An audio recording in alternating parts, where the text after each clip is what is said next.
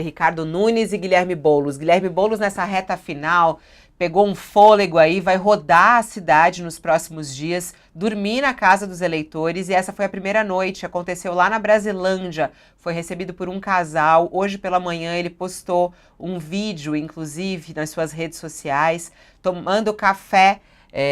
Tomando café. A gente tem até um trechinho aí desse ele tomando café com os eleitores lá da Brasilândia que receberam ele para passar a noite.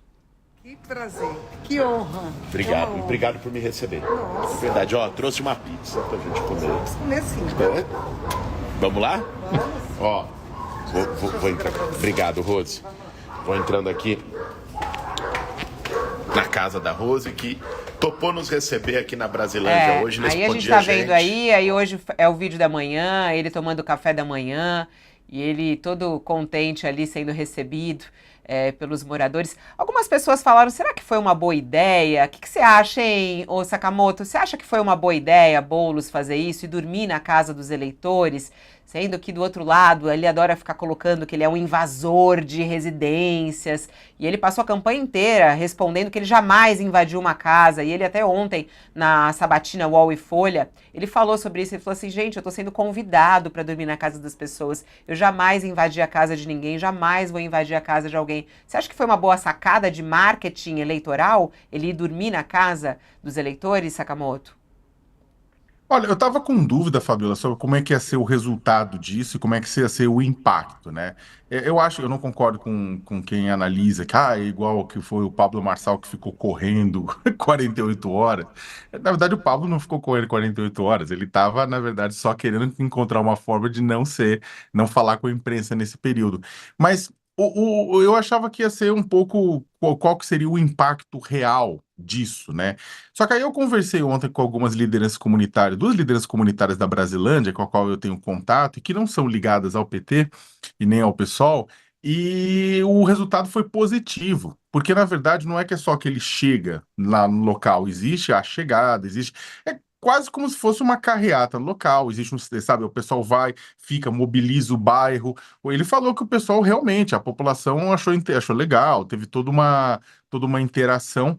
Então, eu acho que é o seguinte: existem poucas oportunidades e poucas coisas que um candidato pode fazer de fato daqui até o domingo para tentar virar voto. Né? Eu não sabe, ó, talvez uma ação como essa não seja o suficiente, mas perceba o seguinte: o Boulos precisa, né, retomar o cinturão mais pobre da capital, que nessa eleição ele dividiu com o Nunes e com o Marçal, né? O Itaim Paulista, Cidade Tiradentes, Campo Limpo, São Luís, Ângela, essas regiões ficaram com o Boulos e com o PT.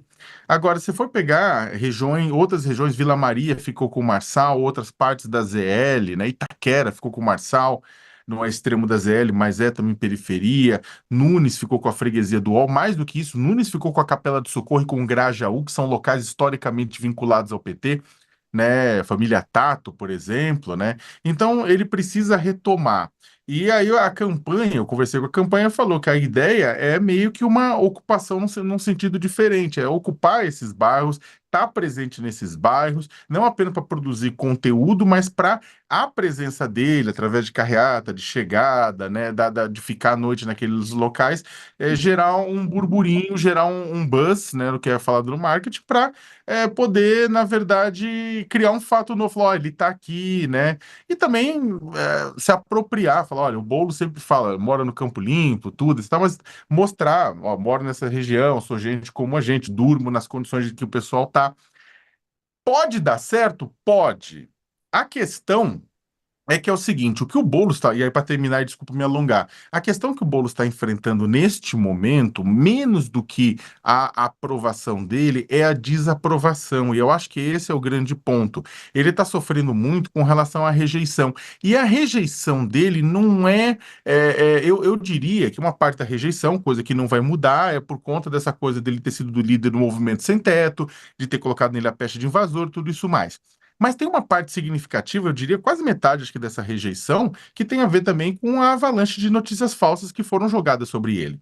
né? É inacreditável, eu estava vendo pesquisas, né, mostrando exatamente isso, que é essa ideia do Boulos como usuário de cocaína, como traficante, como cocainômano, pegou, né? Então, o Nunes vai ter que agradecer muito ao Pablo Marçal, se for eleito, exatamente porque o Pablo Marçal acabou fazendo um serviço sujo, neste caso, que o Nunes se apropriou, né? E vai estar surfando em cima. Eu acho, e esse é o problema. Reduzir essa rejeição pode funcionar com ele atuando na casa das pessoas, participando da vida, a comunidade vendo o que ele é, mas é muita gente para você virar e existe uma máxima da internet, Fabiola. Nenhuma mentira, nenhum desmentido vai tão longe quanto a mentira. Então é uma coisa que ele vai ter dificuldade de enfrentar. É. O pessoal está comentando aqui o Boulos dormindo na casa das pessoas, mas também teve um outro ato de Boulos ontem importante, né, Josias?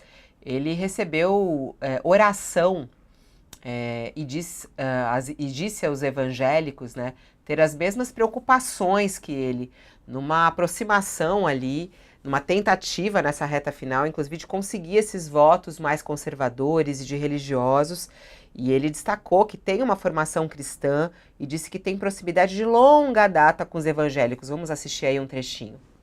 Equipe, todos os compromissos que vão acontecer durante essa semana, que sejam compromissos onde o Espírito Santo do Senhor esteja junto e transformando mentes e mudando corações, e que o bolo seja abençoado de forma poderosa, e que nessa semana a gente possa ver a cada dia, impressionante, e a cada né, momento, até Josias, domingo, como essa imagem, ela representa as eleições brasileiras, né? Toda eleição, todo político vai lá receber essa oração e tudo mais, e ontem foi a vez de Boulos.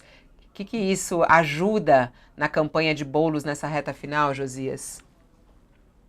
A religião virou um fator eleitoral, né? Agora, o Boulos está fazendo com atraso, Fabiola, um movimento que ele deveria ter feito lá quando ele foi derrotado em 2020, na eleição municipal de 2020. Lá ele já ensaiava um processo de modificação da imagem, tentava fugir dessa pecha de radical que ele adquiriu no movimento social, e isso inclui uma aproximação com os religiosos, né? E está fazendo agora com atraso. No segundo turno, o Ricardo Nunes já está frequentando templos aí desde o primeiro turno, né? E ele chega ali com atraso, está em desvantagem e tenta corrigir tenta promover essa moderação, mas tudo parece muito tarde para ele, né? E ele não é o único, né? Ele e o Ricardo Nunes estão invocando Deus na reta final dessa corrida à Prefeitura de São Paulo, né? No caso do Boulos, horas depois de espiar os pecados da esquerda numa carta ao povo de São Paulo, ele leu aí para pastores e missionários, nesse encontro cujas cenas nós vimos aí um trecho, né? Ele leu ali uma carta aos evangélicos. Parece que não está nem disputando o cargo de prefeito, está disputando uma vaga nos Correios, né? Está entregando uma carta atrás da outra. Aí leu essa carta e ele sabe que nessa terça-feira o Ricardo Nunes, depois da churrascada com o Bolsonaro, também vai a um culto na igreja Sara Nossa Terra, vai acompanhado do Tarcísio de Freitas, do Bolsonaro, né? E o Guilherme Boulos, ele está tentando tirar o atraso, né? E ele está atrasado neste processo, está atrasado em relação ao que ele já devia estar fazendo desde 2020, e agora, como disse, o Ricardo Nunes já está de templo em templo aí desde o primeiro turno, né? Aí ele vai lá, o Boulos realça a sua formação cristã, diz que a militância social o aproximou dos evangélicos, e diz que o governo dele vai respeitar profundamente o modo como os religiosos, como os evangélicos enxergam a vida, né? E ele está também aqui nesse episódio imitando o Lula, que divulgou uma carta aos evangélicos na corrida presidencial de 2022, também no segundo turno, também dias antes do tirateima da urna, né? E está imitando, como imitou na divulgação da carta aos paulistanos, carta ao povo de São Paulo. Lá em 2002, o Lula também tinha editado uma carta semelhante ao povo brasileiro. Agora ele mimetiza novamente o Lula nessa tentativa de se achegar aos evangélicos. Tudo isso tem, evidentemente, cálculo eleitoral embutido, foram feitas pesquisas e mostram essa necessidade de o candidato se aproximar. Mas o movimento é tardio e é sempre preciso lembrar, Fabíola, que no Estado laico os governantes devem se relacionar com as religiões de duas maneiras. Primeiro, devem zelar pela liberdade religiosa, assegurando que todo mundo possa exercitar as suas crenças sem constrangimentos, sem preconceitos, né? Em segundo lugar, os governantes devem manter posição equidistante e neutra, devem se abster de privilegiar ou prejudicar qualquer religião. O resto, a providência divina cuida, né?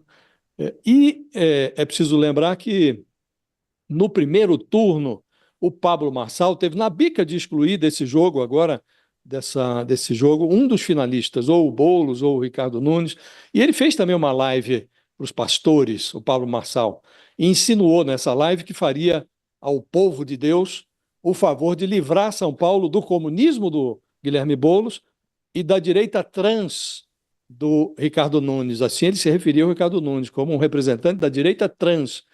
E ele se apresentou, o Marçal, como um homem de oração, do tipo que lê a palavra todo dia, a palavra da Bíblia, e ele descobriu que Deus está em toda parte, mas não está na urna. Ali na urna, Fabíola, só o voto salva. Então, ir de templo em templo, ficar fazendo promessa a evangélico, pode dar uma ilusão de que isso vai resultar em uma votação capaz de virar o resultado de uma eleição, mas na urna, como disse, só o voto salva. Deus não está na